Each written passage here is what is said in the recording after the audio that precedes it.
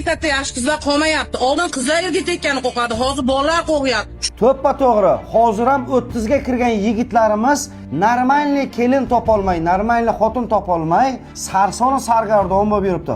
Opamiz vaqti yorib tashlabdi, videoni bir ko'ramiz. Chunki qizlar betarbiya. Ota-onasi chatadi qizlarni, to'g'rimi o'rtam mana? Chunki jichi urush bo'lsa, qaynota kelyapti qiz tomon kuyov bilan urushgani. Oldin bizni paytimizda qaynatalar dadamizning uyiga arazlab borsa urib borib qo'yardi-da qaytarib. Hozir ular bo'lmayapti. Ikkita bolani tug'ib Turkiyaga, Dubayga ketyapti ishlagani. Kuyovda alimentga beryapti.